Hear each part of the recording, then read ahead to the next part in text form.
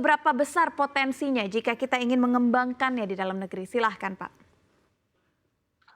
Baik, terima kasih Mbak Syaf. Untuk perkembangan industri game di Indonesia sendiri memang dari tahun ke tahun sangat menggembirakan, terutama apalagi ketika adanya pandemi, itu ketika ada pembatasan-pembatasan masyarakat untuk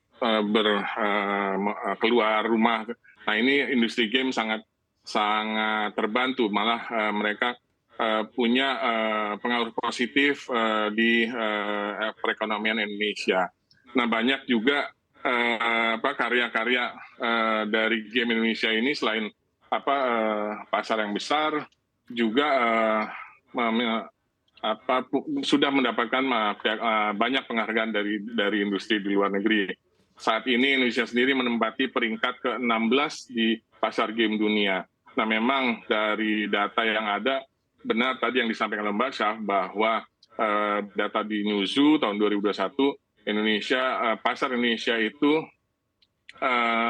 nilainya sampai 25 triliun, memang baru 0,5% yang dinikmati oleh game lokal. Nah ini yang menjadi PR kita bersama, dan ini juga berkaitan dengan janji Presiden Pak Jokowi di RPJMN 2020-2024, di mana akan mengembangkan e-sport dan industri gaming untuk menjadi salah satu model bangsa. Ini yang menjadikan kita dasar kenapa kita punya target ataupun kiat-kiat kita untuk mengeluarkan perpres percepatan pengembangan industri game di Indonesia.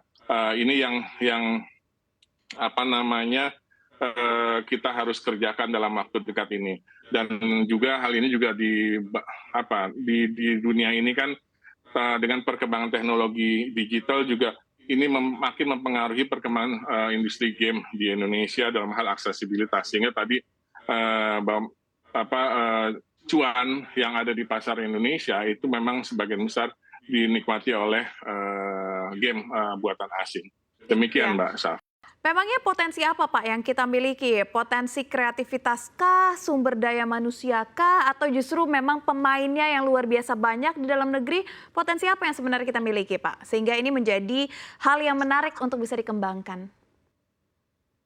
Nah, inilah yang mungkin kita udah mulai merasakan ya, tentang adanya bonus demografi, di mana rakyat kita yang usia muda ini makin banyak. Dan ini tercatat berdasarkan data di Kominfo dan juga Niko Partners, itu di tahun 2021 ada sekitar 121 juta pemain game. Dan ini meningkat di tahun 2022 menjadi 174,1 juta pemain game. Bayangkan, dari 270 juta penduduk Indonesia, 174 diantaranya adalah memainkan game. Dan diperkirakan di tahun 2020 nanti akan ada sebanyak 192 juta pemain game di Indonesia. Dan perlu diketahui juga bahwa pemain game di Indonesia ini adalah yang terbesar di Asia Tenggara, di mana kita pemain gamenya itu mencapai 43% di data di tahun 2022. Itu yang potensi yang besar dari industri game di Indonesia. Dan ini juga yang menjadi daya tarik game-game asing untuk bisa masuk ke Indonesia, di mana pemain-pemain kita sangat banyak dan luar biasa jumlahnya. Oke, demikian Mbak. Lantas apa Pak yang masih menjadi kendala terbesar bagi industri game di tanah air? Ketika kita berbicara banyaknya game dari luar negeri yang masuk ke kita, apakah belum ada regulasi yang mengatur, keuangan, atau memang persaingan global yang begitu ketat? Nah justru itu yang kita saat ini membuat peraturan presiden ini, karena memang di Indonesia ini belum terbentuk ekosistem yang ideal untuk mendukung pengembangan industri game itu sendiri.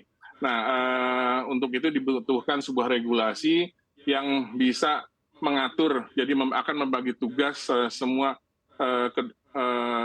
pengembangan industri game ini ke dalam kementerian-kementerian atau lembaga yang ada di Indonesia, dan juga akan mengkoordinasikan menjadi kesatuan gerak bersama dari tidak hanya kementerian atau lembaga, tapi juga para stakeholders lainnya, seperti dari akademisi, kemudian dari dunia usaha, dari komunitas juga, dan juga demikian juga dari media.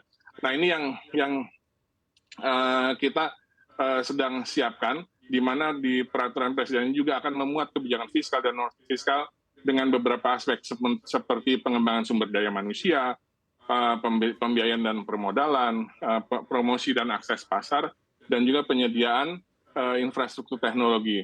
Ada juga peraturan penguatan game nasional dan juga penyediaan perangkat keras serta aktivasi game ke pasar regional maupun juga global.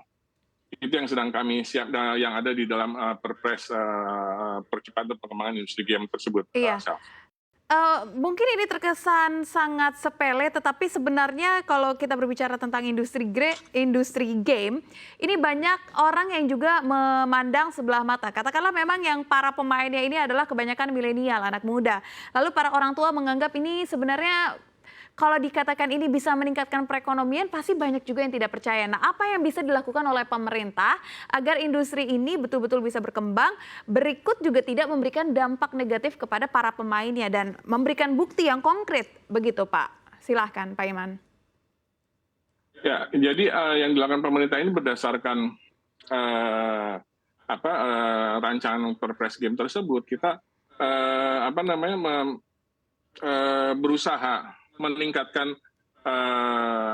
proporsi game nasional itu di pasar, proporsi produk game lokal ke pasar nasional.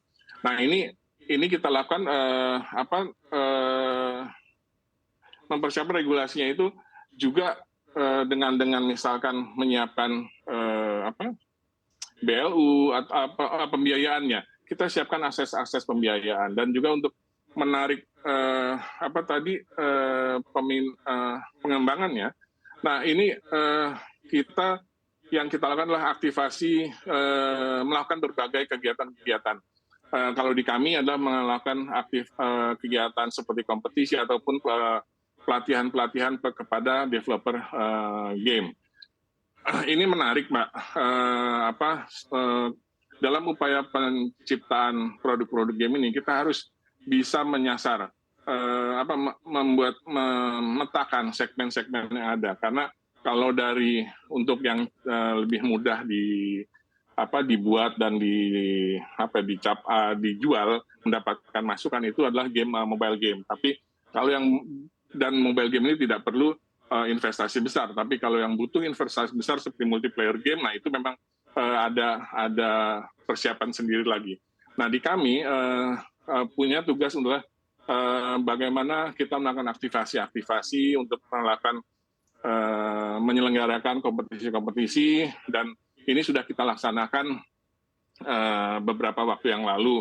Itu kita melakukan namanya Game Seed, di mana kita memberikan